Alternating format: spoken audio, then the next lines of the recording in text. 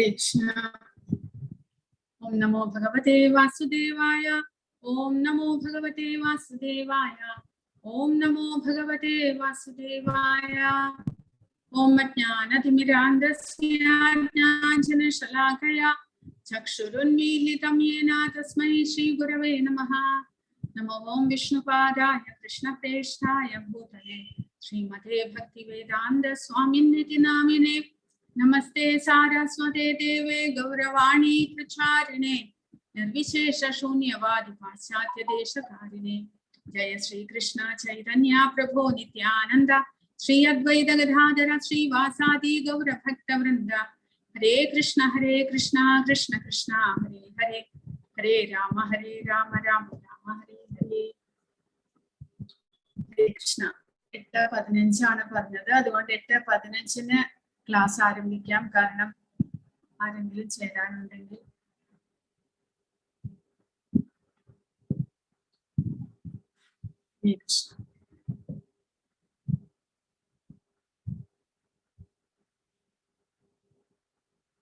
ജയ ശ്രീ രാധ.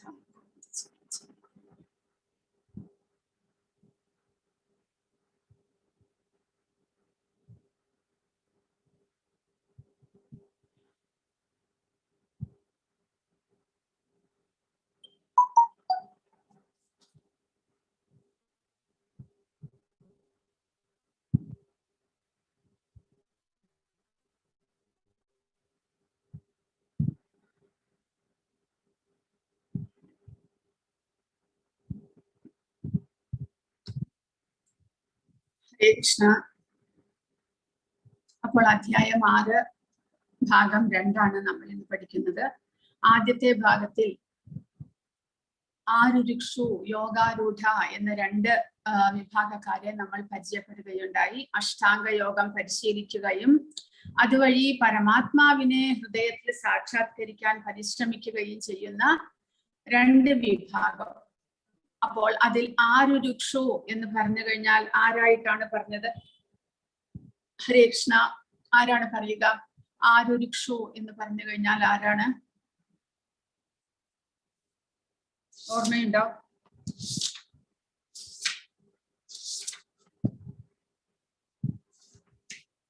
ഹരേ കൃഷ്ണ.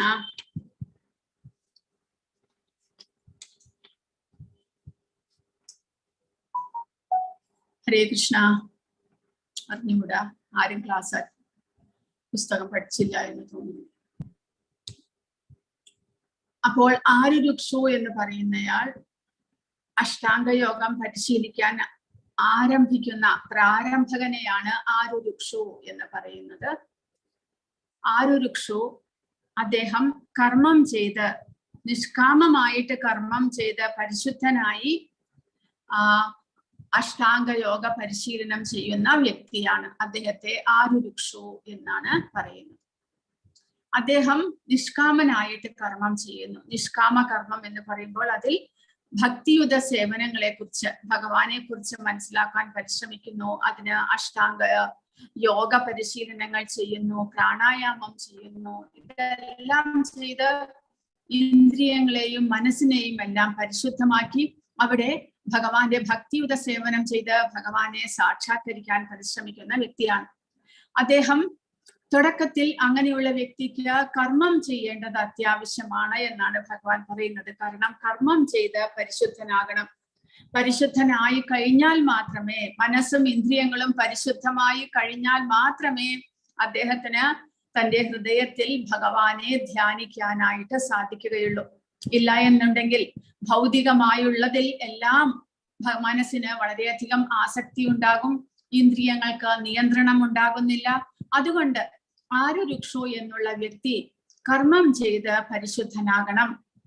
അതിനു വേണ്ടിയിട്ട് നിസ്സംഗത എന്ന് പറഞ്ഞു കഴിഞ്ഞാൽ വിരക്തി, ആസക്തിയില്ലായ്മ, ഭൗതികമായിട്ടുള്ള ഒന്നിലും ആസക്തിയില്ലാതെ എല്ലാം തന്നെ കർമ്മഫലത്തെ എല്ലാം ഉപേക്ഷിച്ചു കൊണ്ടുള്ള ഒരു ജീവിതമാണ് ഈ ആരുരുക്ഷു നയിക്കുന്നത്.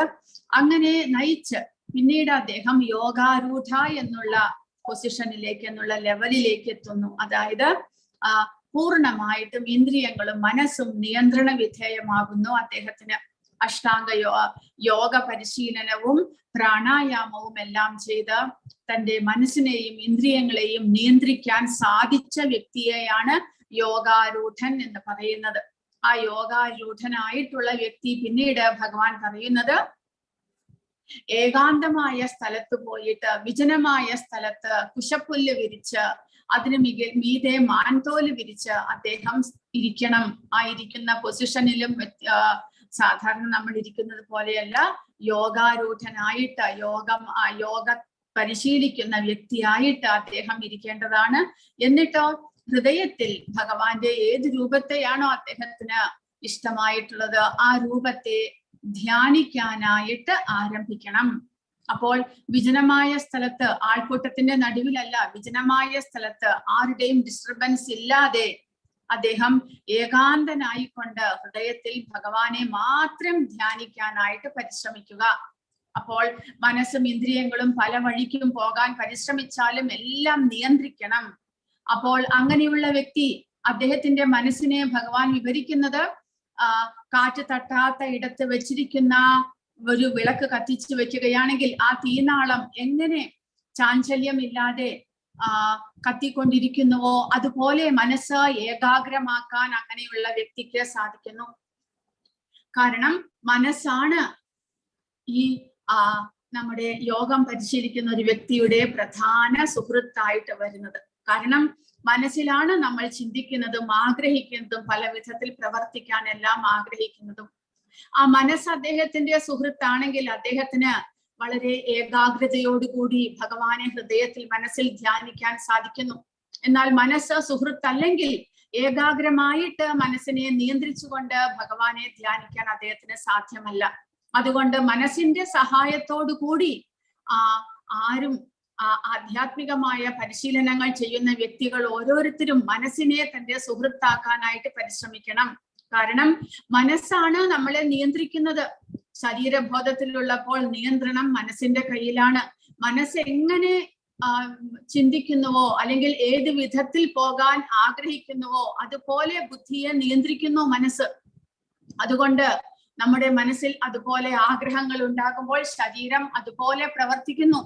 അതുകൊണ്ട് മനസ്സിനെ നിയന്ത്രിക്കേണ്ടത് വളരെയധികം അത്യാവശ്യമാണ്. അതാണ് ഭഗവാൻ 33 മുതൽ 36 വരെയുള്ള ശ്ലോകങ്ങളിൽ പറയുന്നു. മനയേവ മനുഷ്യാണാം കാരണം ബന്ധമോക്ഷയോഹോ. ബന്ധത്തിനും മോക്ഷത്തിനും കാരണം മനസ്സ് തന്നെയാണ്. മനസ്സ് നമ്മുടെ സുഹൃത്താണെങ്കിൽ നമുക്ക് ആധ്യാത്മികമായ മുന്നേറ്റം വളരെ വേഗത്തിൽ ചെയ്യാൻ സാധിക്കും. അതുകൊണ്ട് മനസ്സിനെ സുഹൃത്താക്കുവാൻ പരിശ്രമിക്കുക. നേരെ മറിച്ച് മനസ്സ് നമ്മുടെ ശത്രുവാണെങ്കിൽ ഭൗതികതയോടുള്ള ആകർഷണത്തിൽ വീണ് ആ മനസ്സിന്റെ ആഗ്രഹത്തിന് പുറകെ ശരീരം പായുന്നു.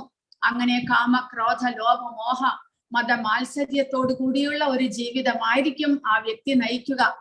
അതുകൊണ്ട് ഭൗതികമായിട്ടുള്ള എല്ലാത്തിൽ നിന്നും നമുക്ക് വിമുക്തി ആവശ്യമാണ് എന്നുണ്ടെങ്കിൽ മനസ്സിനെ നിയന്ത്രിക്കേണ്ടത് അത്യാവശ്യമാണ്.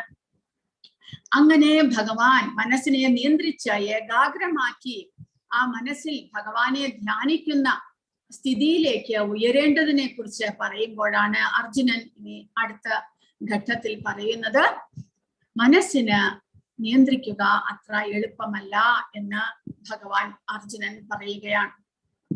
ഹരേ കൃഷ്ണ. അവിടെ വെച്ചാണ് നമ്മൾ ഇന്നലെ അവസാനിപ്പിച്ചത്. പ്രക്ഷുബ്ധമായ മനസ്സിനെ നിയന്ത്രിക്കേണ്ടതിന്റെ ആവശ്യകത. മനസ്സിന്റെ നിയന്ത്രണം നിസ്സംശയമായും ബുദ്ധിമുട്ടുള്ള ഒരു പ്രക്രിയ ആണെങ്കിലും എന്നിരുന്നാലും മനസ്സിനെ നിയന്ത്രണം അനിവാര്യമാണ്. നിരന്തരമായ പരിശീലനത്തിലൂടെയും നിസ്സംഗത കൊണ്ടും മാത്രമേ അത് നേടാനാകൂ. അതായത് മനസ്സിന്റെ നിയന്ത്രണം ബുദ്ധിമുട്ടുള്ളതാണ്. അർജുനൻ തന്നെ പറയുന്നു. കാരണം ഇവിടെ കൊടുത്തിരിക്കുന്നു അർജുനൻ വളരെയധികം കൺട്രോൾ ഉള്ള ഒരു ആയുധാഭ്യാസിയായിരുന്നു. തന്റെ 2 കൈകൊണ്ടും യുദ്ധം ചെയ്യാൻ പഠിച്ച ഒരു വ്യക്തിയാണ്. കൂടാതെ ദ്രോണാചാര്യർ ഒരു തവണ പരീക്ഷിക്കുമ്പോൾ അദ്ദേഹം ഒരു വൃക്ഷത്തിന്റെ മുകളിൽ ഒരു പക്ഷിയെ, ഒരു യന്ത്ര പക്ഷിയെ കൊണ്ടുവന്ന് വെക്കുന്നു. എന്നിട്ട് എല്ലാ കുട്ടികളോടും പറയുന്നു ആ പക്ഷിയുടെ കണ്ണിലേക്ക് അമ്പ് ചെയ്യണം. അദ്ദേഹം എന്നിട്ട് ഓരോരുത്തരെയായിട്ട് വിളിച്ചു ചോദിക്കുന്നു, ദാ നിങ്ങൾ ആ പക്ഷിയെ നോക്കുക, ആ പക്ഷിയുടെ കണ്ണിലേക്ക് അമ്പ് ചെയ്യണം, പക്ഷേ നിങ്ങൾ ശ്രദ്ധിക്കുമ്പോൾ അവിടെ എന്തെല്ലാം കാണുന്നുണ്ട് എന്നുള്ളത് എന്നോട് പറയണം. അപ്പോൾ ആദ്യം യുധിഷ്ഠിരനെ വിളിച്ചു. യുധിഷ്ഠിരൻ പറയുന്നു, ഞാനൊരു മരത്തെ കാണുന്നു, മരത്തിന്റെ ചില്ലയെ കാണുന്നു, ആ ചില്ലയിൽ അങ്ങ് വെച്ചിട്ടുള്ള പക്ഷിയെ കാണുന്നു. അടുത്ത ആളെ വിളിച്ചു ദുര്യോധനനും അതുപോലെയൊക്കെ തന്നെ പറഞ്ഞു. അവസാനം അർജുനന്റെ ഊഴമായപ്പോൾ അർജുനൻ പറഞ്ഞു, ഞാൻ ഒരു പക്ഷിയെയും അതിന്റെ കണ്ണും മാത്രമാണ് കാണുന്നത്, വേറെ ഒന്നും തന്നെ ഞാൻ കാണുന്നില്ല. അത്രമാത്രം മനസ്സിനെ നിയന്ത്രിക്കാനും ഏകാഗ്രമാക്കാനും കഴിവുള്ള ആളായിരുന്നു അർജുനൻ. എങ്കിലും അർജുനൻ ഇവിടെ പറയുകയാണ്, മനസ്സിനെ നിയന്ത്രിക്കുന്നത് വളരെയധികം ബുദ്ധിമുട്ടുള്ളൊരു പ്രക്രിയയാണ് എന്ന്.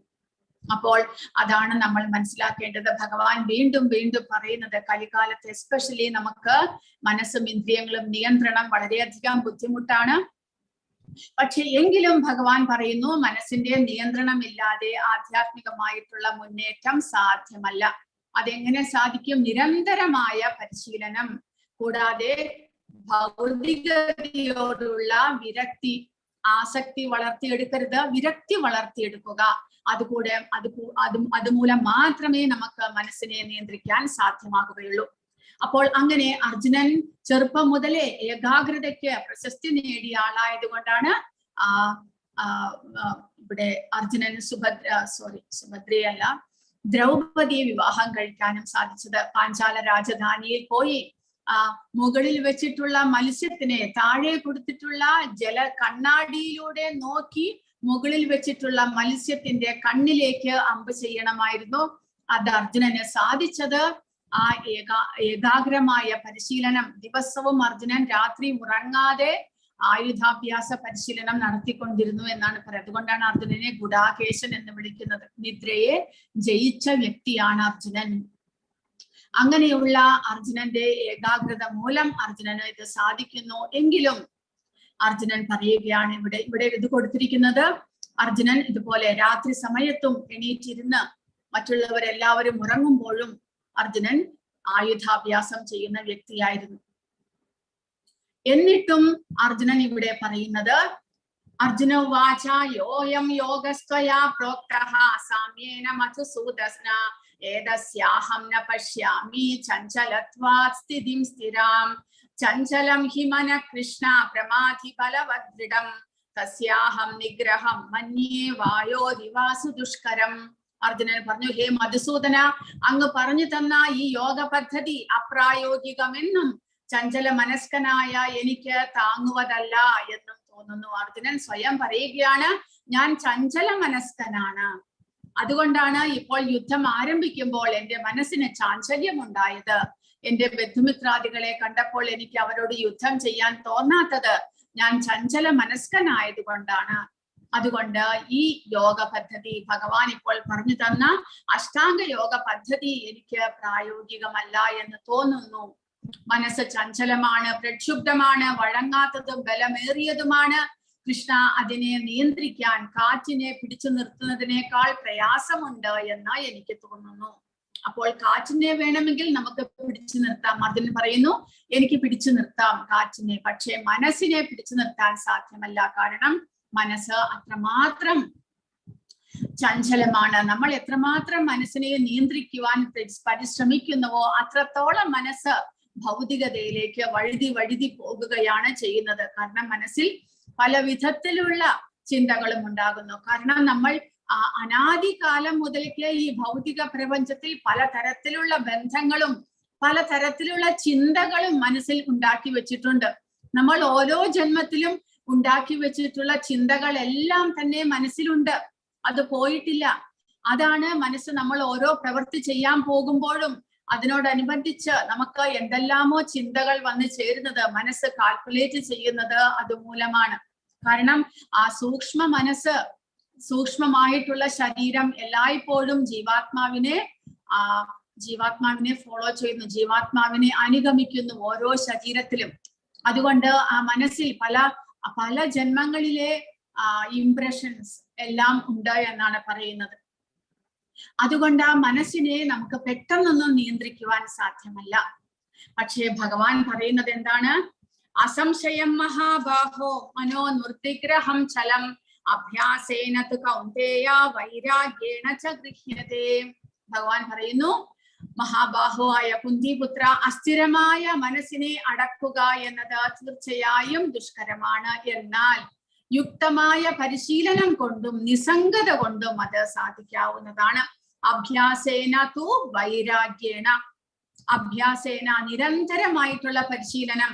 എന്താണ് നമ്മൾ പരിശീലിക്കേണ്ടത്? നിരന്തര പരിശീലനം. എന്താണ് ചെയ്യേണ്ടത്? നവവിധ ഭക്തിയുത സേവനങ്ങൾ. ഭഗവാനെ പല വിധത്തിലും ആരാധിക്കാനായിട്ട് പരിശ്രമിക്കുക. നമ്മുടെ എല്ലാ ഇന്ദ്രിയങ്ങളെ കൊണ്ടും ഭഗവാനെ ആരാധിക്കുക. എങ്ങനെയാണോ പ്രഭുപാദ പറഞ്ഞിട്ടുണ്ട്, 2-ാമത്തെ അധ്യായത്തിലും പിന്നീടും പറഞ്ഞിട്ടുണ്ട്. അതായത്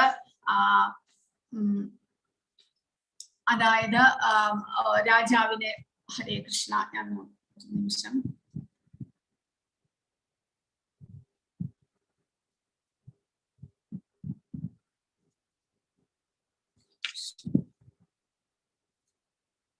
അംബരീഷ മഹാരാജാവിനെ കുറിച്ച് 2-ാമത്തെ അധ്യായത്തിൽ 61-ാമത്തെ ശ്ലോകത്തിൽ പ്രഭുപാദ വ്യാഖ്യാനത്തിൽ കൊടുത്തിരിക്കുന്നു. എങ്ങനെയാണ് അംബരീഷ മഹാരാജാവ് തന്റെ എല്ലാ ഇന്ദ്രിയങ്ങളെ കൊണ്ടും ഭഗവാനെ സേവിച്ചിരുന്നത്? സവോവൈ മന കൃഷ്ണ പദാരവിന്ദയോഹോ. അതായത് തന്റെ മനസ്സിനെ ഭഗവാന്റെ പാദാരവിന്ദങ്ങളിൽ സമർപ്പിച്ചുകൊണ്ട്. അങ്ങനെയാണ് ആദ്യത്തെ ശ്ലോകം, ഭാഗവതത്തിലുള്ള ശ്ലോകമാണ്. തന്റെ മനസ്സിനെ ശ്രീകൃഷ്ണ പാദാരവിന്ദങ്ങളിൽ ഉറപ്പിക്കുന്നു. അപ്പോൾ നമ്മുടെ ഇന്ദ്രിയങ്ങളെ കൊണ്ട്, കണ്ണ്, മൂക്ക്, നാവ്, ത്വക്ക്, തൊലി, ഇവയെ കൊണ്ടെല്ലാം, ചെവി, ഇവയെ കൊണ്ടെല്ലാം നമുക്ക് ഭഗവാന്റെ പല വിധത്തിലുള്ള സേവനങ്ങൾ ചെയ്ത് നിയന്ത്രിക്കാൻ സാധിക്കും. എന്നാൽ മനസ്സിനെ എങ്ങനെ നിയന്ത്രിക്കും? അതാണ് അംബരീഷ മഹാരാജാവ് ചെയ്യുന്നത്. തന്റെ മനസ്സിൽ ഭഗവാന്റെ പാദാരവിന്ദങ്ങളെ പ്രതിഷ്ഠിക്കുന്നു. അപ്പോൾ മനസ്സിനെ നിയന്ത്രിക്കാനുള്ള എളുപ്പമായിട്ടുള്ള വഴി, മനസ്സിൽ സദാസമയവും ഭഗവാന്റെ പല വിധത്തിലുള്ള ലീലകളെ കുറിച്ച് ചിന്തിക്കുക. മനസ്സിൽ ഭഗവാന്റെ പാദാരവിന്ദങ്ങളെ പ്രതിഷ്ഠിക്കുക. അങ്ങനെ നമുക്ക് ഉദാഹരണമായിട്ട് അംബരീഷ മഹാരാജാവിനെ പോലെ നമുക്ക് മുന്നേറുവാനായിട്ട് സാധിക്കും. അതാണ് ഭഗവാൻ ഇവിടെ പറയുന്നത്. അഭ്യാസേന. നമ്മൾ നിരന്തരം നാമജപം ചെയ്യുമ്പോഴും മറ്റുള്ള പ്രവൃത്തികൾ ചെയ്യുമ്പോഴും എല്ലാം തന്നെ കൃഷ്ണനെ കുറിച്ച്, കൃഷ്ണന്റെ പല വിധത്തിലുള്ള ലീലകളെ കുറിച്ച് മനസ്സിൽ ചിന്തിച്ചുകൊണ്ടിരിക്കുക. നാമജപം ചെയ്യുമ്പോഴും ഭഗവാന്റെ ചിന്തകളെ നമ്മുടെ മനസ്സിൽ ഉണ്ടാക്കണം. അങ്ങനെ മനസ്സിനെ ക്രമേണ നമുക്ക് ഭൗതിക വിഷയത്തിൽ നിന്ന് അകത്തേക്ക്, ഉള്ളിലേക്ക് ആകർഷിക്കാൻ സാധിക്കും. ഭഗവാന്റെ ചിന്തകളിലേക്ക് ആകർഷിക്കാൻ സാധിക്കും. അഭ്യാസേന തു വൈരാഗ്യേണ. അതുകൂടാതെ ഭൗതികമായ എല്ലാ വിഷയങ്ങളിലുമുള്ള ആകർഷണത്തെ നിയന്ത്രിക്കുക. ഭൗതികമായിട്ട് ഒന്നിലും ആകർഷണമില്ലാതെ ഭഗവാന്റെ സേവകൾ ചെയ്യാൻ മാത്രമായിട്ട് നമ്മൾ ആഗ്രഹിക്കുക. അഭ്യാസേന വൈരാഗ്യം എന്ന് പറയുമ്പോൾ ഇന്ദ്രിയ നിയന്ത്രണം പരിശീലനം കൊണ്ടും നിസ്സംഗത കൊണ്ടും സാധിക്കാവുന്നതാണ് എന്നാണ് പറയുന്നത്. അപ്പോൾ പ്രഭുപാദ് ഇവിടെ കൊടുത്തിരിക്കുന്നു, എന്താണ് പരിശീലനം? കൃഷ്ണാവബോധം ഉൾക്കൊള്ളുന്നത് കൊണ്ട് മാത്രം ഒരാൾക്ക് 9 വിധം ഭക്തിയുത സേവനങ്ങളിൽ ഏർപ്പെടാവുന്നതാണ്. അതിൽ ആദ്യത്തേതും പ്രമുഖവുമായ ഭഗവത് സേവനം കൃഷ്ണകഥാശ്രവണം തന്നെയാണ്. മനസ്സിലെ സംശയങ്ങളെല്ലാം തുടച്ചു മാറ്റാൻ വേണ്ടുന്ന ദിവ്യത്വവും ശക്തിയുമുണ്ട് അതിന്. കൃഷ്ണനെ പറ്റി എത്ര കണ്ട് കേൾക്കുന്നുവോ അത്ര കണ്ട് വിജ്ഞാനം ഉണ്ടാക്കുന്നതാണ് അത്. കൃഷ്ണനിൽ നിന്ന് മനസ്സിനെ പിന്തിരിപ്പിക്കുന്ന ഏതിലും അയാൾക്ക് വിരക്തി തോന്നുകയും ചെയ്യും. അങ്ങനെ മനസ്സിനെ ഭഗവാനിൽ ഉറപ്പിച്ചു നിർത്തുമ്പോൾ എന്ത് സംഭവിക്കുന്നു? നമുക്ക് വൈരാഗ്യം അല്ലെങ്കിൽ വിരക്തി സ്വാഭാവികേന വന്നു ചേരുന്നു. ഭൗതികമായ ഒന്നിലും നമുക്ക് പിന്നീട് ആസക്തി ഉണ്ടാകുന്നില്ല. അതുകൊണ്ട് അഭ്യാസം ഭഗവാൻ മനസ്സ് പരിശീലിപ്പിക്കുക.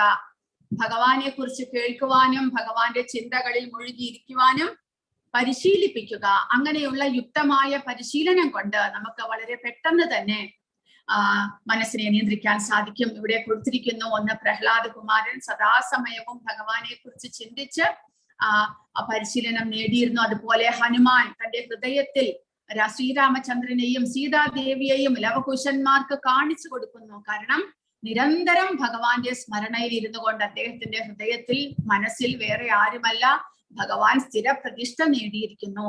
അതുപോലെ ശുകദേവ ഗോസ്വാമി പരീക്ഷിത്ത് മഹാരാജാവിന് ഭാഗവതം പരിശീലിപ്പിച്ച് പഠഞ്ഞു കൊടുത്തുകൊണ്ട് തന്റെ ഹൃദയത്തിൽ ഭഗവാൻ കൃഷ്ണനെ കുറിച്ചുള്ള ചിന്തകൾ മുഴുമിക്കുവാനായിട്ട് അദ്ദേഹത്തിന് പരീക്ഷിത്ത് മഹാരാജാവിനും സാധിക്കുന്നു. അങ്ങനെയുള്ള നിരന്തരമായ പരിശീലനം ഭഗവാനെ കുറിച്ച് സദാസമയം കേൾക്കുകയും ചിന്തിക്കുകയും ചെയ്യുന്നത് മനസ്സിനെ നിയന്ത്രിക്കുവാൻ നമുക്ക് സാധിക്കുന്നു. അസംയതാത്മന യോഗോ ദുഷ്പ്രാപയിതി മേ മതിഹി വശ്യാത്മനാ തുയതഥാ ശക്യോ അവാപ്തും ഉപായതഃ. മനോനിയന്ത്രണമില്ലാത്തവന് ആത്മസാക്ഷാത്കാരം പ്രയാസമേറിയതാണ്.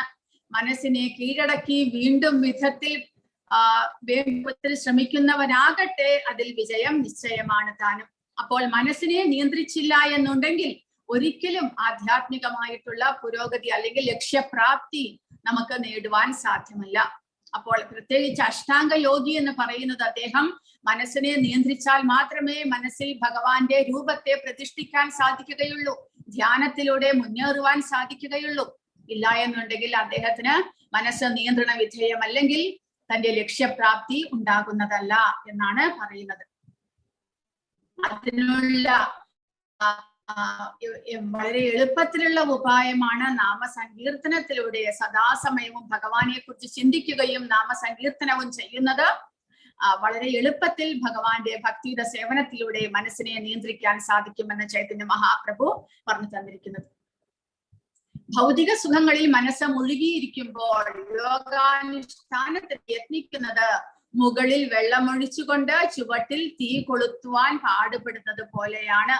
മനോനിയന്ത്രണമില്ലാത്ത യോഗാനുഷ്ഠാനം സമയം പാഴാക്കലല്ലാതെ മറ്റൊന്നുമല്ല. പ്രഭുപാദ എഴുതിയിരിക്കുന്നു, എങ്ങനെയാണോ നമ്മൾ ഒരു ദിക്കിൽ തീ കൊളുത്താൻ ശ്രമിക്കുമ്പോൾ മുകളിൽ വെള്ളമൊഴിക്കുകയും അടിയിൽ തീ കൊളുത്തുകയും ചെയ്തു കഴിഞ്ഞാൽ ഒരിക്കലും ഫലപ്രാപ്തി ഉണ്ടാകുന്നില്ല. അതുപോലെ മനസ്സിനെ നിയന്ത്രിക്കാതെ നമ്മൾ എത്രമാത്രം പരിശ്രമിച്ചാലും നമ്മുടെ ഭക്തിയുടെ സേവനം വിജയിക്കുകയില്ല എന്നാണ് പ്രഭുപാദ പറയുന്നത്, ഭഗവാൻ പറയുന്നത്. അതുകൊണ്ട് മനസ്സിനെ നിയന്ത്രിക്കേണ്ടത് വളരെ വളരെ അത്യാവശ്യമാണ്. ആധ്യാത്മികമായിട്ടുള്ള എല്ലാ പരിശീലനങ്ങളിലും നമുക്ക് മനോനിയന്ത്രണം വളരെ അത്യാവശ്യമാണ്. മനസ്സിനെ ഭഗവാനിൽ തന്നെ ശ്രദ്ധ കേന്ദ്രീകരിക്കുവാനായിട്ട് പരിശീലിപ്പിക്കുക. അടുത്ത സെക്ഷനിൽ വീണ്ടും അർജുനന്റെ ചോദ്യമാണ്, അങ്ങനെ മനസ്സിനെ നിയന്ത്രിക്കാൻ സാധിക്കാതെയോ അല്ലെങ്കിൽ വേറെ ഏതെങ്കിലും വിധത്തിലോ തന്റെ ലക്ഷ്യപ്രാപ്തി നേടാൻ സാധിക്കാതെ വന്നാൽ ഈ അഷ്ടാംഗ യോഗിക്ക് പിന്നീട് എന്താണ് സംഭവിക്കുക?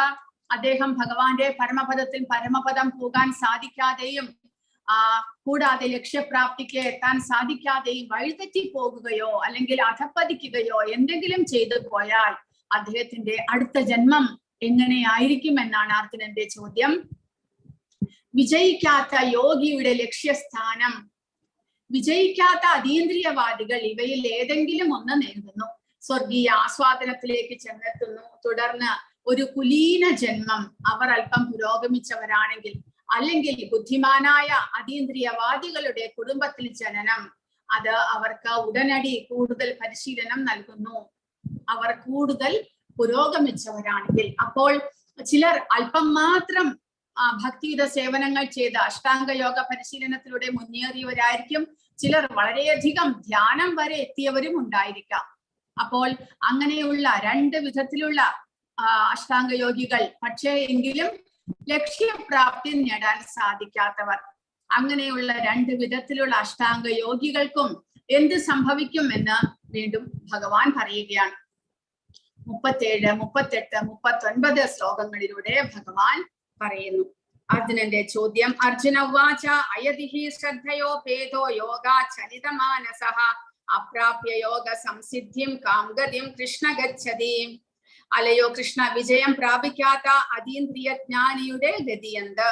ആരംഭത്തിൽ വിശ്വാസപൂർവം ആത്മസാക്ഷാത്കാരത്തിനുള്ള പദ്ധതി കൈക്കൊള്ളുകയും പിന്നീട് ലൗകിക വാസനകളാൽ വഴി തെറ്റിക്കപ്പെട്ട യോഗത്തിന്റെ പരിപൂർണതയിലെത്താതെ പിന്മാറുകയും ചെയ്യുന്ന യോഗിക്ക് എന്ത് സംഭവിക്കും? അപ്പോൾ ആരംഭത്തിൽ വളരെ വിശ്വാസത്തോടുകൂടി ആത്മവിശ്വാസവും ദൃഢനിശ്ചയവും എല്ലാം കൂടെ യോഗ പരിശീലനത്തിൽ ഏർപ്പെടുകയും പക്ഷേ ക്രമേണ പകുതി വഴിയിലെത്തുമ്പോൾ വേറെ ഏതെങ്കിലും ഒരു കാരണത്താൽ അധപ്പതിക്കാൻ ഇടവരികയും ചെയ്താലോ? ഇവിടെ കൊടുത്തിരിക്കുന്നത് വിശ്വാമിത്ര മഹർഷി ഇതേപോലെ യോഗ പരിശീലനം ചെയ്യുമ്പോഴാണ് ഇന്ദ്രദേവൻ മേനകയെ പറഞ്ഞു വിടുകയും അവരുടെ ആ സൗന്ദര്യത്തിൽ ആകർഷിതനായി വിശ്വാമിത്ര മഹർഷി തന്റെ തപസ്സിൽ നിന്ന് വഴിതെറ്റി പോകുകയും ചെയ്തത്. അതുപോലെ എന്തെങ്കിലും സംഭവിക്കുന്നു, മനസ്സിനെ നിയന്ത്രിക്കാൻ സാധിച്ചില്ല, അല്ലെങ്കിൽ ഇന്ദ്രിയങ്ങളും മനസ്സും ചേർന്ന് ഭൗതികതയിൽ ആസക്തി ഉണ്ടാക്കുന്നു. അങ്ങനെ ആ യോഗിക്ക് തന്റെ ലക്ഷ്യപ്രാപ്തി നേടാൻ സാധിച്ചില്ലെങ്കിൽ എന്താണ് സംഭവിക്കുക എന്നാണ് അർജുനന്റെ ചോദ്യം. കച്ചിന്നോ ഭയവിഭ്രഷ്ടശ്ചിന്നാഭ്രമിവ നശ്യതി അപ്രതിഷ്ഠോ മഹാബാഹോ വിമൂഢോ ബ്രഹ്മണപതി. ഹേ മഹാബാഹോ കൃഷ്ണ, അങ്ങനെ അതീന്ദ്രിയതയുടെ മാർഗത്തിൽ നിന്ന് ഭ്രഷ്ടനായി തീർന്ന ഒരാൾ ഭൗതികമായോ ആധ്യാത്മികമായ ഉത്കർഷം നേടാനാകാതെയും ഒരിടത്തും സ്ഥാനമില്ലാതെയും ഛിന്ന ഭിന്നമായി പോയ മേഘത്തെ പോലെ നശിക്കുമോ എന്നാണ് അർജുനന്റെ ചോദ്യം. ഏതന്മേ സംശയം കൃഷ്ണ ചേതുമർഹസ്യ ശേഷതഃ തദന്യഃ സംശയസ്യാസ്യ ചേതാനാഹ്യുപപദ്യതേ. അല്ലയോ കൃഷ്ണ, ഇതാണ് എന്റെ സംശയം, അങ്ങ് തന്നെ ഇത് പൂർണ്ണമായും തീർത്തു തരണം. അങ്ങയെ അല്ലാതെ സംശയം അകറ്റാൻ കഴിവുള്ളതായിട്ട് ആരെയും ഞാൻ കാണുന്നില്ല. അപ്പോൾ അർജുനൻ പറയുകയാണ്, കൃഷ്ണന് മാത്രമേ ഇതിനെക്കുറിച്ചുള്ള പൂർണ്ണമായിട്ടുള്ള ഉത്തരം നൽകാൻ സാധിക്കുകയുള്ളൂ. കാരണം ഭഗവാൻ പരമാത്മാവായിട്ട് എല്ലാവരുടെ ഹൃദയത്തിലുമുണ്ട്. അപ്പോൾ ഇതുപോലെ പരാജയം സംഭവിച്ച ആ യോഗികളുടെ ഹൃദയത്തിലും ഭഗവാൻ ഇരിക്കുന്നുണ്ട്. ആ യോഗികൾക്ക് പിന്നീട് എന്ത് സംഭവിച്ചു? ആ ജീവാത്മാവിനോടൊപ്പം ഭഗവാൻ വീണ്ടും അടുത്ത ജന്മത്തിലും അദ്ദേഹത്തോടൊപ്പം സംഭവിക്കുന്നുണ്ട്. ജന്മമെടുക്കും, അദ്ദേഹം അവതരിക്കുന്നു. അപ്പോൾ പരമാത്മാവായിട്ട് ജീവാത്മാവിനോടൊപ്പം അടുത്ത ജന്മത്തിലും ഭഗവാൻ പുതിയ ശരീരത്തിൽ പ്രവേശിക്കുന്നു.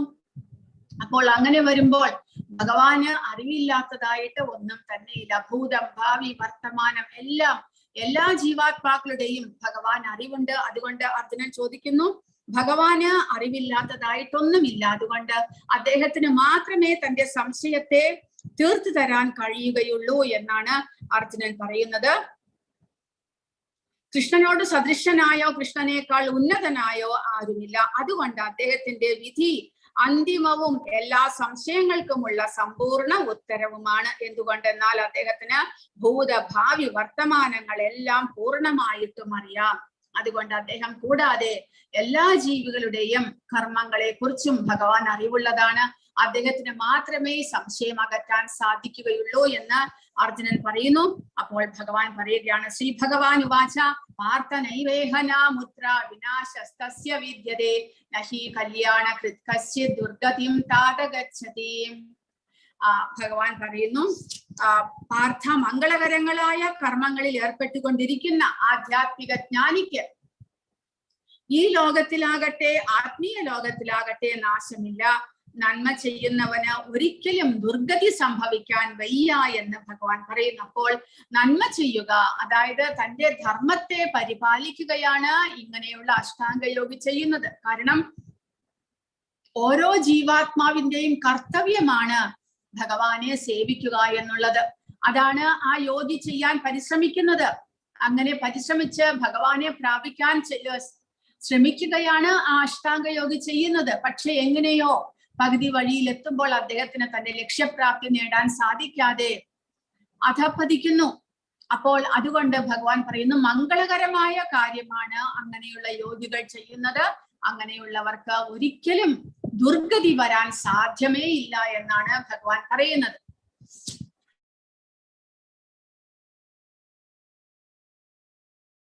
അഷ്ടാംഗയോഗ പരിശീലനം ചെയ്യുകയും പക്ഷെ ലക്ഷ്യപ്രാപ്തി നേടാൻ സാധിക്കാതെ വരികയും ചെയ്യുന്നവർക്ക് എന്ത് സംഭവിക്കുന്നു? പ്രാപ്യ പുണ്യകൃതാം ലോകാൻ ഉഷിത്വാ ശാശ്വതി സമാഹ ശുചീനാം ശ്രീമതാം ഗേഹേ ലോകഭ്രഷ്ടോഭിജായതേ. അങ്ങനെ യോഗത്തിൽ പരാജിതനാകുന്നയാൾ പുണ്യം ചെയ്തവർക്കായുള്ള ഉപരിലോകങ്ങളിൽ, അതായത് പുണ്യം ചെയ്തു കഴിഞ്ഞാൽ സ്വർഗലോകത്തിലേക്ക് പ്രവേശിക്കാൻ സാധിക്കുന്നു. അവിടെ അനേക വർഷങ്ങൾ അവിടുത്തെ സുഖഭോഗങ്ങൾ അനുഭവിച്ച് ജീവിക്കാൻ സാധിക്കുന്നു. അപ്പോൾ ഇങ്ങനെ അഷ്ടാംഗയോഗ പരിശീലനം ചെയ്ത് പരാജിതനാകുന്നയാൾക്ക് ആ ഉപരിലോകങ്ങളിൽ, സ്വർഗലോകങ്ങളിലേക്ക് പ്രവേശിക്കാനും അവിടെ ആനന്ദം അനുഭവിച്ചുകൊണ്ട് അസംഖ്യം സംവത്സരങ്ങൾ വാണതിന് ശേഷം നീതിനിഷ്ഠയുള്ള പുണ്യാത്മാക്കളുടെയോ ധനികരുടെയോ കുടുംബങ്ങളിൽ വീണ്ടും പിറക്കുന്നു.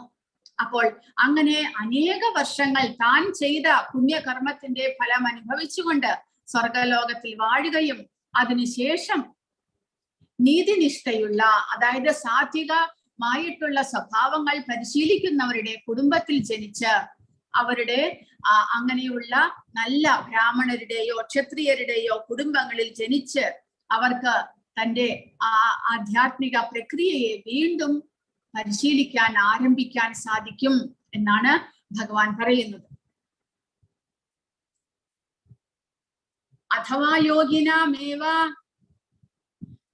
കുലേ ഭവതി ധീമതാം ഏതദ്ധി ദുർലഭതരം ലോകേ ജന്മയതീദൃശം. അല്ലെങ്കിൽ ഏറെക്കാലം യോഗാനുഷ്ഠാനം ചെയ്തിട്ടും അതിൽ വിജയിക്കാതിരുന്നാൽ അഭിജ്ഞരായ അതീന്ദ്രിയ യോഗികളുടെ കുലത്തിൽ പിറന്നു എന്ന് വരാം.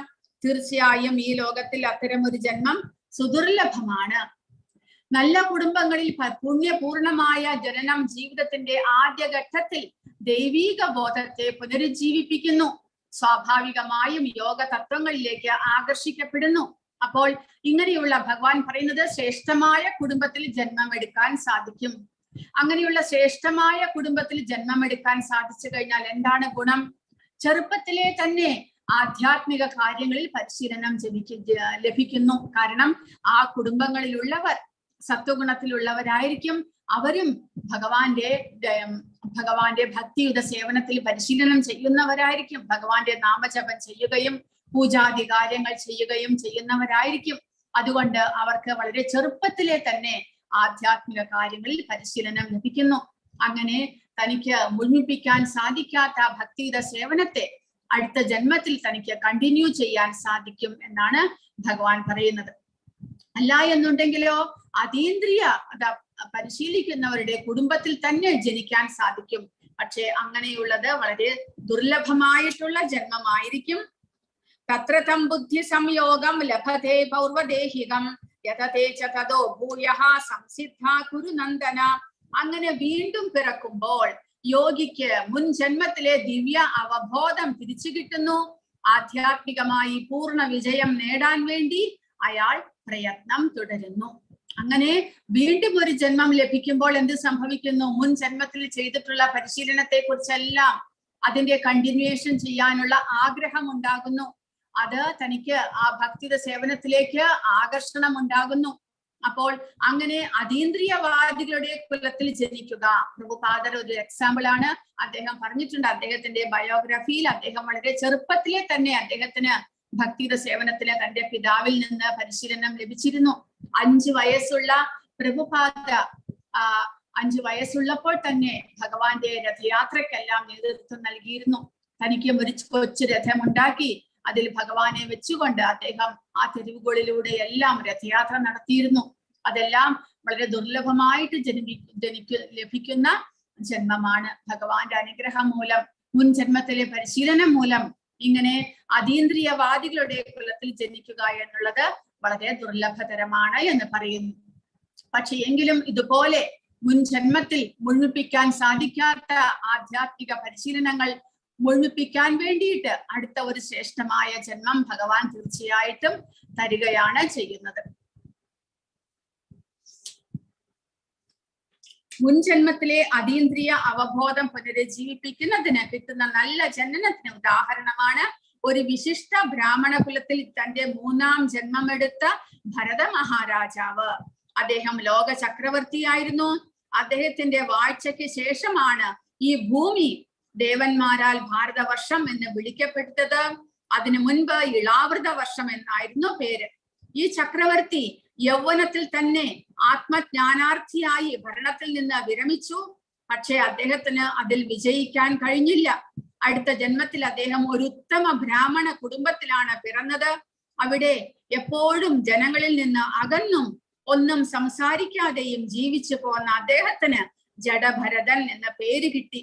പിന്നീട് ഒരിക്കൽ അദ്ദേഹം അതിവിശിഷ്ടനായ ഒരു അതീന്ദ്രിയ ജ്ഞാനിയാണ് എന്ന് അന്ന് രാജാവായിരുന്ന രഘുഗണൻ എന്ന രാജാവ് മനസ്സിലാക്കി. ആധ്യാത്മിക പരിശ്രമം അഥവാ യോഗ പരിശീലനം ഒരിക്കലും നിഷ്ഫലമാകില്ല എന്നതിന് തെളിവാണ് ഈ ചക്രവർത്തിയുടെ ജീവിതം.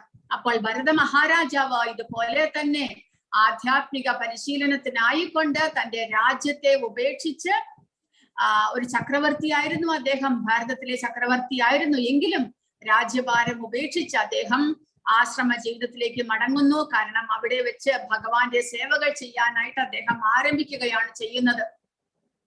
പക്ഷെ എങ്കിലും അത് മുഴുപ്പിക്കാൻ അദ്ദേഹത്തിന് സാധിച്ചില്ല. കാരണം ഒരു ചെറിയ മാൻകുട്ടിയോട് ആസക്തി വളർന്ന് അദ്ദേഹം തന്റെ ആധ്യാത്മിക പ്രക്രിയകളെല്ലാം തന്നെ മുഴുപ്പിക്കാൻ സാധിക്കാതെ ജീവൻ ഒടുക്കേണ്ടതായിട്ട് വന്നു. പക്ഷേ അടുത്ത ജന്മത്തിൽ അദ്ദേഹത്തിന് ഒരു ബ്രാഹ്മണ പുത്രനായി ജനിക്കാനും ചെറുപ്പത്തിലെ തന്നെ അദ്ദേഹം അന്ധനും ബധിരനും മൂകനുമായിട്ട് അഭിനയിച്ചുകൊണ്ട് തന്റെ ആധ്യാത്മിക ജീവിതത്തെ സമ്പുഷ്ടപ്പെടുത്താൻ പരിശ്രമിച്ചു കൊണ്ടുവന്നു. അതുകൊണ്ട് അദ്ദേഹത്തിന് ജഡഭരതൻ പേര് ലഭിക്കുന്നു. പക്ഷേ ക്രമേണ അദ്ദേഹം തന്റെ മാനസികമായിട്ടുള്ള വികാസം മൂലം ഭഗവാന്റെ പരമപദം പോകുവാൻ അദ്ദേഹത്തിന് സാധിക്കുന്നു. അപ്പോൾ നമുക്ക് ഭഗവാൻ പറയുന്നത്, കഴിഞ്ഞ ജന്മങ്ങളിൽ നമ്മൾ എത്രമാത്രം ഭക്തിയുടെ സേവനങ്ങൾ ചെയ്ത് നമ്മൾ നിർത്തിവെച്ചോ, നമുക്ക് മുഴുപ്പിക്കാൻ കഴിഞ്ഞില്ലെങ്കിലും അടുത്ത ജന്മത്തിൽ അതിന്റെ തുടർച്ചയായിട്ട് നമുക്ക് ചെയ്യുവാൻ സാധിക്കും എന്നാണ് ഭഗവാൻ പറയുന്നത്. മുൻ ജന്മത്തിൽ സിദ്ധിച്ച ദിവ്യ അവബോധത്താൽ എങ്ങും തേടി പോകാതെ തന്നെ അയാൾ സ്വാഭാവികമായി യോഗ സിദ്ധാന്തത്തിൽ ആകൃഷ്ടനായി തീരും.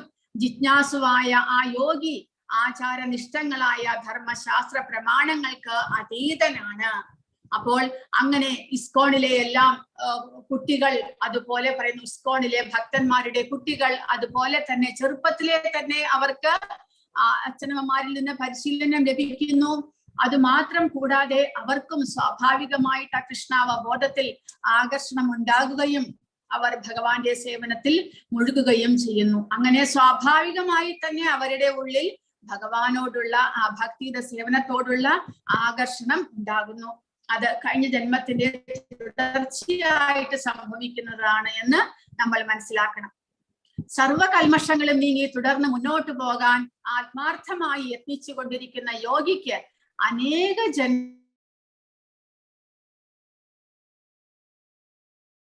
ലക്ഷ്യത്തിൽ എത്താം. എന്തുകൊണ്ടാണ് ഭഗവാൻ ഇവിടെ അനേക ജന്മം എന്ന് പറയുന്നത്? കാരണം അത്രമാത്രം നമ്മൾ പരിശുദ്ധരാകണം. നമ്മുടെ മനസ്സിലോ ഇന്ദ്രിയങ്ങൾക്കോ ഭൗതികമായ ഒന്നിലും ആസക്തി ഉണ്ടാകാൻ പാടില്ല. ഒരു തരി പോലും ഭൗതികതയിൽ ആസക്തി ഉണ്ടെങ്കിൽ ആ ആഗ്രഹം തീർക്കാനായിട്ട് നമ്മൾ വീണ്ടും ഇവിടെ ജനിക്കേണ്ടതായിട്ട് വരുന്നു. അതുകൊണ്ട് നമ്മൾ പരിപൂർണ പരിശുദ്ധരാകാൻ വേണ്ടിയിട്ട് അനേക ജന്മങ്ങൾ എടുക്കും എന്നാണ് ഭഗവാൻ പറയുന്നത്. കാരണം നമ്മൾ ശരീരബോധത്തിലാണ്, കൂടാതെ നമ്മൾ നമ്മുടെ ബന്ധുമിത്രാദികളുടെ എല്ലാം ചുറ്റിലാണ് നമ്മൾ ജീവിക്കുന്നത്. അപ്പോൾ ഏകാന്തവാസം എടുക്കുകയോ എവിടെയെങ്കിലും ആശ്രമത്തിൽ താമസിക്കുകയോ ഭക്തന്മാരോടൊപ്പം താമസിക്കുകയോ ചെയ്യുകയാണെങ്കിൽ ചിലപ്പോൾ നമുക്ക് ഇതുപോലെ പരിപൂർണത നേടുവാൻ സാധിക്കും. അല്ലാതെ നമുക്ക് ആ പരിപൂർണത നേടണമെങ്കിൽ പൂർണ്ണമായിട്ട് 100% നമ്മൾ പരിശുദ്ധരാകണം. ജീവാത്മാവ് ദേഹബോധത്തിൽ നിന്ന് പുറത്തേക്ക് വരണം. ശരീരബോധം പൂർണ്ണമായിട്ടും ഇല്ലാതാകണം. അതിന് ഭഗവാൻ പറയുന്നത് അനേക ജന്മങ്ങൾ എടുക്കേണ്ടി വരുമെന്ന് ഭഗവാൻ പറയുന്നു. കാരണം ഓരോ ജന്മത്തിലും നമ്മൾ കുറേശ്ശെ അഡ്വാൻസ്ഡ് ആയിട്ട് പടിപടിയായിട്ട് മുന്നേറി നമ്മൾ ആ പരിപൂർണതയിലേക്ക് എത്തണം. അങ്ങനെ ആ പരിശീലനത്തിന് ശേഷം, അനേക ജന്മങ്ങളിലെ പരിശീലനത്തിന് ശേഷം ആ യോഗിക്ക് പരിപൂർണതയിലൂടെ പരമലക്ഷ്യത്തിലേക്ക് എത്തുവാൻ സാധിക്കും എന്നാണ് ഭഗവാൻ പറയുന്നത്. യേഷാം ദ്വന്ദ്ഗതം പാപം ജനാനാം പുണ്യകർമ്മണാം തേ ദ്വന്ദ്മോഹ നിർമുക്ത ഭജന്തേ മാം ദൃഢവ്രതാഹ. ഭഗവത്ഗീത 7.28 പറയുന്നു, എണ്ണമറ്റ ജന്മങ്ങളിൽ ചെയ്ത പുണ്യകർമ്മങ്ങൾ കാരണം സകല മാലിന്യങ്ങളിൽ നിന്നും മുക്തനായ മായികമായ ദ്വന്ദ്ഭാവനയിൽ നിന്നും പൂർണ്ണമായും മുക്തി നേടുമ്പോഴാണ് മനുഷ്യൻ പ്രേമപൂർണമായ ഭഗവത് സേവനത്തിൽ ഏർപ്പെടുന്നത്. അപ്പോൾ അനേക ജന്മങ്ങൾ ഭഗവാന്റെ ഭക്തിയുടെ സേവനങ്ങൾ ചെയ്ത് പരിപക്വമാകുമ്പോൾ നമുക്ക് ഈ ദേഹബോധത്തിൽ നിന്ന് പൂർണ്ണമായിട്ട് മുക്തി നേടുവാനായിട്ട് സാധിക്കും. അങ്ങനെ ആ ഭഗവാന്റെ ഭക്തിയുടെ സേവനം, പ്രേമപൂർണമായ ഭക്തിയുടെ സേവനത്തിലേക്ക് നമുക്ക് ഉയരാൻ സാധിക്കും എന്നാണ് പറയുന്നത്. ഇനി അടുത്ത 2 ശ്ലോകങ്ങളിൽ അങ്ങനെയാകുകയാണെങ്കിൽ അത്യുത്തമനായ യോഗി, എല്ലാ യോഗികളിലും വെച്ച് അഷ്ടാംഗ യോഗി, ഹഠയോഗി, ജ്ഞാനയോഗി, അങ്ങനെ ഒരുപാട് വിധത്തിലുള്ള യോഗ പരിശീലനങ്ങളുണ്ട്. അതിൽ ഏറ്റവും ശ്രേഷ്ഠനായിട്ടുള്ള യോഗി ആരാണ്? ഭഗവാന്റെ അഭിപ്രായം എന്താണ്? അഷ്ടാംഗ യോഗിയാണോ, ഭക്തി യോഗിയാണോ? ആരാണ് ശ്രേഷ്ഠനായിട്ടുള്ള യോഗി? തപസ്യേക്കാളും ജ്ഞാനികളെക്കാളും ഫലേച്ഛയോടെ കർമ്മം ചെയ്യുന്നവരെക്കാളും ശ്രേഷ്ഠരാണ് യോഗി. എല്ലാ യോഗികളിലും വെച്ച് പൂർണ്ണ വിശ്വാസത്തോടെ എപ്പോഴും കൃഷ്ണനെ കുറിച്ച് ചിന്തിക്കുകയും പ്രേമപൂർവം കൃഷ്ണന്റെ ദിവ്യ സേവനത്തിൽ ഏർപ്പെട്ടുകൊണ്ടിരിക്കുകയും ചെയ്യുന്നവനാണ് അത്യുത്തമ യോഗി എന്നാണ് ഭഗവാന്റെ അഭിപ്രായം. അതാണ് അടുത്ത 2 ശ്ലോകത്തിൽ ഭഗവാൻ പറയുന്നത്. തപസ്യുഭ്യേധികോ യോഗി ജ്ഞാനിഭ്യോഭിമധോധികഃ കർമ്മിഭ്യശ്ചാധികോ യോഗി തസ്മാത് യോഗി ഭവാർജുന. തപസ്യേക്കാൾ ശ്രേഷ്ഠനാണ് യോഗി. അപ്പോൾ ഇവിടെ യോഗം എന്ന് പറയുമ്പോൾ നമ്മുടെ അവബോധത്തെ പരമസത്യത്തോട് ബന്ധപ്പെടുത്തൽ എന്നാണ് യോഗം എന്ന് പറയുന്നത് കൊണ്ട് ഉദ്ദേശിക്കുന്നത്. അപ്പോൾ യോഗം എന്നിവിടെ തപസ്യുഭ്യേക്കാൾ അധികം ശ്രേഷ്ഠനാണ് യോഗി എന്ന് പറയുന്നു. അതായത് ഭഗവാനുമായിട്ട് തന്റെ അവബോധത്തെ ബന്ധപ്പെടുവാൻ പരിശ്രമിച്ചു കൊണ്ടിരിക്കുന്ന വ്യക്തിയാണ് ഇവിടെ, അല്ലെങ്കിൽ ഭക്തനാണ് യോഗി എന്ന് പറയുന്നത്. തപസ്വി എന്ന് പറയുമ്പോൾ അദ്ദേഹം തപസ് ചെയ്യുന്നത് ചിലപ്പോൾ പല ശക്തികളും ലഭിക്കാനായിരിക്കും, ചിലപ്പോൾ ഭഗവാന്റെ ബ്രഹ്മജ്യോതിയെ പ്രാപിക്കാനായിരിക്കും. അപ്പോൾ അതിനേക്കാൾ എല്ലാം ശ്രേഷ്ഠമാണ് ഭഗവാനുമായിട്ട് ബന്ധപ്പെടാൻ പരിശ്രമിക്കുന്നയാൾ. തപസ്യയേക്കാൾ ശ്രേഷ്ഠനാണ് യോഗി, ജ്ഞാനികളെക്കാളും ഫലേച്ഛയോടെ കർമ്മം ചെയ്യുന്നവരെക്കാളും ശ്രേഷ്ഠനാണ് അദ്ദേഹം. അതുകൊണ്ട് ഏത് സാഹചര്യത്തിലും യോഗത്തിൽ ഉറച്ചു നിൽക്കുക എന്ന് അർജുനനോട് ഭഗവാൻ പറയുന്നു. ഏത് സാഹചര്യത്തിലും ഭഗവാനുമായിട്ട് ബന്ധപ്പെട്ട് നിൽക്കുവാനായിട്ട് പരിശ്രമിക്കുക. ഭഗവാനുമായുള്ള ബന്ധത്തെ നമ്മൾ ഒരിക്കലും ഉപേക്ഷിക്കാൻ പാടില്ല. ഏതെങ്കിലും ഒരു വിധത്തിൽ നമ്മൾ ഭഗവാനുമായിട്ട് ബന്ധപ്പെടാനായിട്ട് പരിശ്രമിച്ചുകൊണ്ടിരിക്കണം. ഒന്നുകിൽ ഭഗവാന്റെ സേവനങ്ങൾ ചെയ്യുക, ഒന്നില്ലെങ്കിൽ ഭഗവാനെ കുറിച്ച് നിരന്തരം കേട്ടുകൊണ്ടിരിക്കുക, അങ്ങനെ ഭഗവാനുമായിട്ട് ബന്ധപ്പെടുക. അല്ലെങ്കിൽ ഭഗവാന്റെ രൂപത്തെ ദിനവും മനസ്സിൽ ധ്യാനിച്ചുകൊണ്ട്, അല്ലെങ്കിൽ കണ്ണുകൊണ്ട് ഭഗവാന്റെ രൂപത്തെ ദർശിച്ച് ഭഗവാന്റെ ആരാധനകൾ ചെയ്തുകൊണ്ട്, ഭഗവാന്റെ നിവേദിച്ച പ്രസാദം ഭക്ഷിച്ചുകൊണ്ട്, ഭഗവാന്റെ നാമജപം ചെയ്തുകൊണ്ട്, ഭഗവാനെ കുറിച്ച് നിരന്തരം വായിച്ചുകൊണ്ട്, ഭഗവാന്റെ ലീലകളെ സ്മരിച്ചുകൊണ്ട് ഏതെങ്കിലും ഒരു വിധത്തിൽ ഭഗവാനുമായിട്ട് ബന്ധപ്പെട്ടുകൊണ്ടിരിക്കാനായിട്ട് പരിശ്രമിക്കുക. അങ്ങനെയുള്ള വ്യക്തിയാണ് യോഗി എന്ന് പറയുന്നത്. അങ്ങനെയുള്ള വ്യക്തിക്ക് നിരന്തരം ഭഗവാന്റെ മകായിട്ട് ബന്ധപ്പെട്ടുകൊണ്ടിരിക്കുമ്പോൾ വളരെ വേഗത്തിൽ പരിശുദ്ധനാകാനായിട്ട് സാധിക്കുന്നു. സംയോജന പ്രക്രിയ പ്രധാനമായി ഫലോദ്ദിഷ്ട കർമ്മങ്ങളിലാകുമ്പോൾ കർമ്മയോഗമെന്നും, പ്രധാനമായി ജ്ഞാനത്തിലായിരുന്നാൽ ജ്ഞാനയോഗമെന്നും, ഭഗവാനുമായി നേരിട്ടുള്ള ഭക്തിബന്ധത്തിലായിരുന്നാൽ ഭക്തിയോഗം എന്നും പറയുന്നു. ഭക്തിയോഗം അഥവാ കൃഷ്ണാവബോധമാണ് സർവവിധ യോഗങ്ങളുടെയും പരമകാഷ്ഠ എന്ന് അടുത്ത ശ്ലോകം വ്യക്തമാക്കുന്നു. തികഞ്ഞ ആധ്യാത്മിക ജ്ഞാനമാണ് ഭക്തിയോഗം. അതിനേക്കാൾ ഉത്തമമായി മറ്റൊന്നില്ല. അപ്പോൾ ഭക്തിയോഗം എന്നുള്ളത് ആധ്യാത്മിക ജ്ഞാനത്തിൽ അധിഷ്ഠിതമാണ്. ഭഗവാനെ കുറിച്ചുള്ള പൂർണ്ണമായ അറിവ് ലഭിച്ചു കഴിഞ്ഞിട്ടാണ് നമ്മൾ ഭക്തന്മാരാകുന്നത്. ഭഗവാനെ കുറിച്ച് പൂർണ്ണമായിട്ട് മനസ്സിലാക്കി കഴിഞ്ഞിട്ടാണ് നമ്മൾ ഭക്തന്മാരാകുന്നത്. അതുകൊണ്ട് ആധ്യാത്മികമായിട്ടുള്ള സമ്പൂർണമായ അടിത്തറ ഭക്തിയോഗത്തിനുണ്ട്. എന്നാൽ മറ്റുള്ള യോഗ പ്രക്രിയകൾ ഒന്നും തന്നെ ഇത്രമാത്രം പരിപൂർണമാകുന്നില്ല. ജ്ഞാനയോഗവും കർമ്മയോഗവും എല്ലാം തന്നെ ഭക്തിയോഗത്തിലേക്ക് നയിക്കുന്ന പല പാതകൾ മാത്രമാണ്. അവയെല്ലാം പൂർണ്ണമാകുന്നത് അവരും ആ ജ്ഞാനയോഗികളും കർമ്മയോഗികളും ഭക്തിയുത സേവനത്തിലേക്ക് എത്തിയാൽ മാത്രമേ അവരും പൂർണ്ണമാകുന്നുള്ളൂ. അപ്പോൾ ഭക്തിയോഗമാണ് ഏറ്റവും ശ്രേഷ്ഠമായിട്ടുള്ള, ഏറ്റവും ഉന്നതമായിട്ടുള്ള പടി. കാരണം ഭക്തിയോഗത്തിലൂടെ നേരിട്ട് ഭഗവാന്റെ ആരാധനയും ഭഗവാന്റെ ഭഗവത് പ്രാപ്തിയും ഉണ്ടാകുന്നു. ജ്ഞാനയോഗവും കർമ്മയോഗവും എല്ലാം ഭഗവത് പ്രാപ്തിയിലേക്ക് എത്തിച്ചു കൊള്ളണമെന്നില്ല. അതുകൊണ്ട് ഭക്തിയോഗമാണ് ഏറ്റവും ശ്രേഷ്ഠമായിട്ടുള്ളത് എന്ന് ഭഗവാനും പറയുന്നു. യോഗിനാം അപി സർവേഷാം മദ്ഗതേനാന്തരാത്മന ശ്രദ്ധാവാൻ ഭജതേ യോ മാം സമേ യുക്തതമോ മതഃ. പൂർണ്ണ വിശ്വാസത്തോടെ എപ്പോഴും എന്നിൽ തന്നെ നിലകൊള്ളുകയും എന്നെ തന്നെ ധ്യാനിച്ചുകൊണ്ട് പ്രേമപൂർവം എന്റെ ദിവ്യ സേവനത്തിൽ ഏർപ്പെട്ടുകൊണ്ടിരിക്കുകയും ചെയ്യുന്നവനാണ് എല്ലാ യോഗികളിലും വെച്ച് അത്യുത്തമ യോഗിയും എന്നോട് ദൃഢതമമായി യോഗത്തിൽ ബന്ധപ്പെട്ടിരിക്കുന്നവനും. ഇതാണ് എന്റെ അഭിപ്രായം എന്ന് ഭഗവാൻ പറയുന്നു. അപ്പോൾ പൂർണ്ണ വിശ്വാസം, ഭഗവാനിലുള്ള പൂർണ്ണ വിശ്വാസം വേണം. കാരണം ഭക്തിയുത സേവനത്തിലൂടെ ഭഗവാനെ സേവിക്കുന്നത് തന്റെ ധർമ്മമാണ്, തന്റെ കർത്തവ്യത്തിന്റെ പരമകാഷ്ഠയാണ് എന്നുള്ള പൂർണ്ണ വിശ്വാസം. ഭഗവാനെ സേവിക്കുന്നതിലൂടെ ഞാൻ എൻ്റെ പൂർണ്ണമായിട്ടുള്ള കർത്തവ്യം അനുഷ്ഠിക്കുകയാണ് എന്നുള്ള വിശ്വാസത്തോടുകൂടി ഭഗവാനെ ധ്യാനിക്കണം. ഭഗവാന്റെ രൂപത്തെ മനസ്സിൽ ധ്യാനിച്ചുകൊണ്ട് ഭഗവാന്റെ സേവനത്തിൽ ഏർപ്പെട്ടുകൊണ്ടിരിക്കുക. അങ്ങനെയുള്ള യോഗിയാണ്, ഭക്തനാണ് എല്ലാ യോഗികളിലും വെച്ച് അത്യുത്തമ യോഗിയും ഭഗവാനുമായി ചേർന്നിരിക്കുന്നവനും എന്നിവിടെ പറയുന്നു.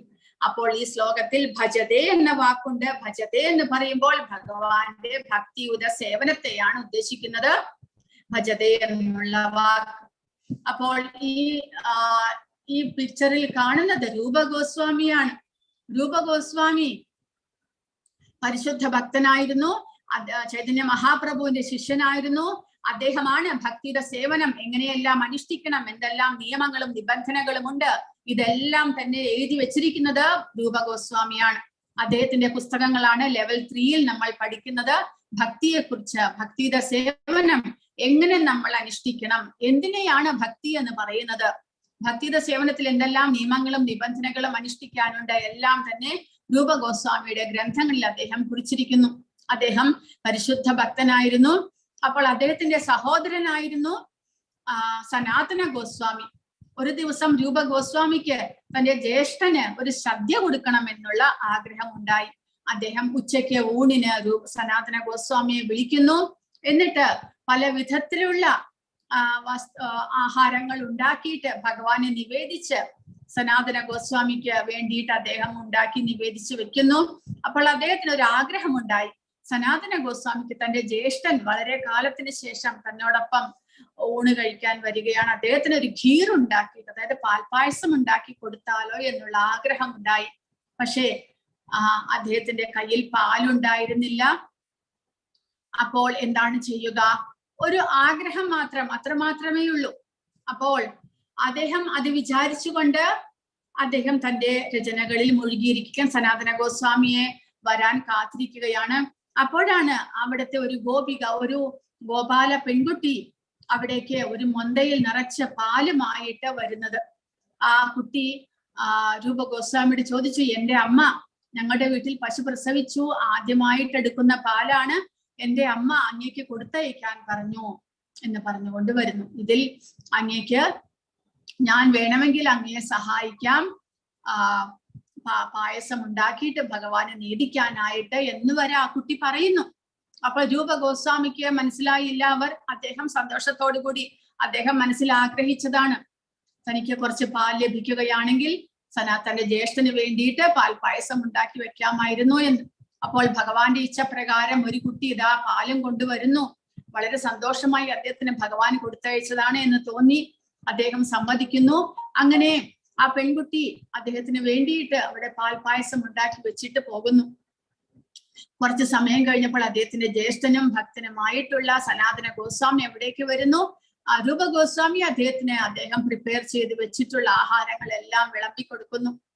ആ പായസം കുടിക്കുമ്പോൾ സനാതന ഗോസ്വാമിക്ക് പെട്ടെന്ന് തോന്നി, ഇത് സാധാരണ പായസമല്ല, ഇതിലെന്തോ വളരെയധികം ഭക്തിയുടെ ലക്ഷണം അദ്ദേഹത്തിന് തോന്നുന്നു. അദ്ദേഹം ചോദിച്ചു, നീ എവിടെ നിന്നാണ് ഇത്? വളരെ രുചിയായിട്ടുണ്ടല്ലോ, എവിടെ നിന്നാണ് ഇത് ലഭിച്ചത്?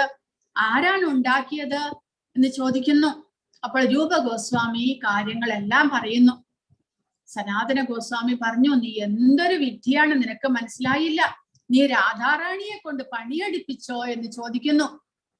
അപ്പോഴാണ് രൂപഗോസ്വാമി സ്റ്റണ്ടായിപ്പോയി. താൻ രാധാറാണിയെ കൊണ്ട് പണിയെടുപ്പിച്ചോ? ആ പാലും കൊണ്ടുവന്നത് വേറെ ആരുമായിരുന്നില്ല, രാധാറാണി സ്വയം.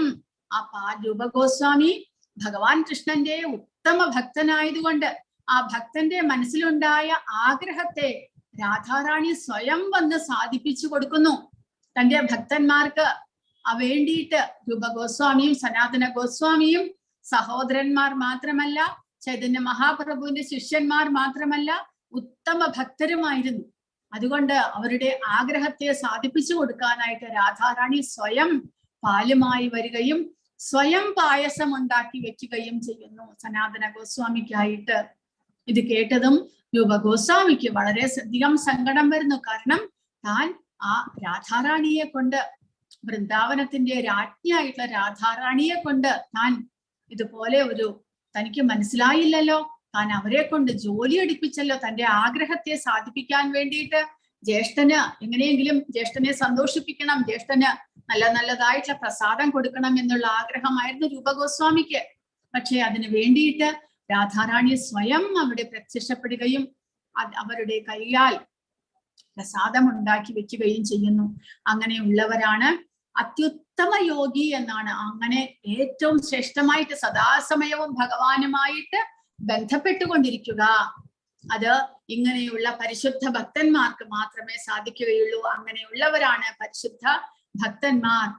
ആ നിലയിലേക്ക് നമ്മൾ ഉയരണമെങ്കിൽ ഭഗവാൻ പറയുന്നു ബഹുനാം ജന്മനാമന്തേ, ഭഗവാനെ കുറിച്ച് പൂർണ്ണമായിട്ട് മനസ്സിലാക്കുകയും അങ്ങനെ നമുക്ക് സാധിക്കുമെങ്കിൽ നമുക്ക് ഒരേ ജന്മത്തിലെ തന്നെ നമുക്ക് പരിപൂർണത നേടാൻ സാധിക്കും. പക്ഷെ പരിശ്രമിക്കണം.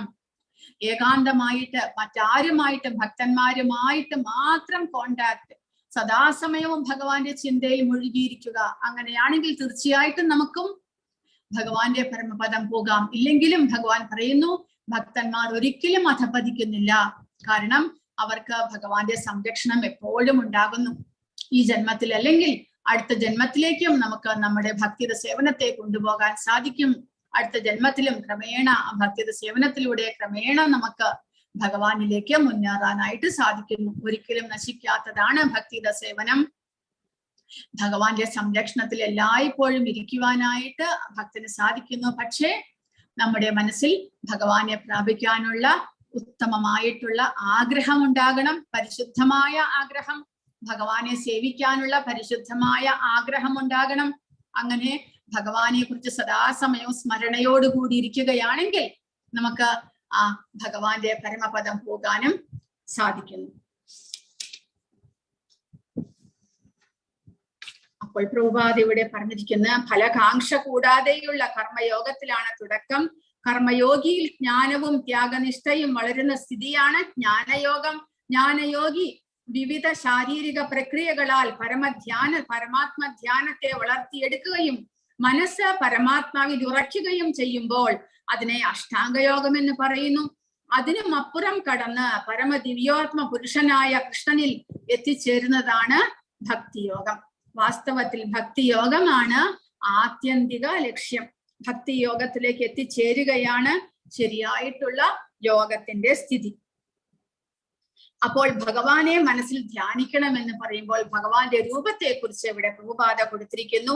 അഴകേറിയ മേഘവർണവും സൂര്യനെ പോലെ തേജോമയമായ മുഖപത്മവും രത്നഭൂഷിതമായ വസ്ത്രങ്ങളും പുഷ്പമാലയണിഞ്ഞ ശരീരവുമായി ബ്രഹ്മജ്യോതിസ് എന്ന് വിളിക്കപ്പെടുന്ന തന്റെ പ്രഭാമണ്ഡലം ചുറ്റും പ്രസരിപ്പിച്ചു നിൽക്കുന്ന ശ്യാമസുന്ദര മൂർത്തിയായ കൃഷ്ണനിലാണ് ഒരാദർശ യോഗി മനസ്സിനെ ഏകാഗ്രമാക്കുന്നത്. അങ്ങനെ ഭഗവാന്റെ രൂപത്തെ വ്യക്തമായിട്ട് നമ്മൾ മനസ്സിൽ ദർശിക്കാനായിട്ട് പരിശ്രമിക്കണം. ധ്യാനത്തിലൂടെ ഭഗവാനെ സാക്ഷാത്കരിക്കുക എന്നുള്ളതാണ് ആ പ്രക്രിയ. എന്നാലും പ്രഭുപാദ പറയുന്നത് നമ്മൾ ഭഗവാന്റെ നാമജപങ്ങൾ ചെയ്യുമ്പോൾ മനസ്സിൽ ഭഗവാനെ ധ്യാനിച്ചുകൊണ്ട് ഏകാഗ്രതയോടുകൂടി ശ്രദ്ധാഭക്തിയോടുകൂടി ഭഗവാന്റെ നാമജപം ചെയ്യുകയാണെങ്കിൽ തീർച്ചയായിട്ടും വളരെ പെട്ടെന്ന് തന്നെ ഭക്തിയോഗത്തിൽ നമുക്ക് മുന്നേറാൻ സാധിക്കും എന്നാണ് പ്രഭുപാദയും പറയുന്നത്. ഹരേ കൃഷ്ണ. ഇത്രയുമാണ് ഇന്നത്തെ അധ്യായത്തിൽ. ആർക്കെങ്കിലും എന്തെങ്കിലും ചോദ്യങ്ങളോ സംശയങ്ങളോ ഉണ്ടെങ്കിൽ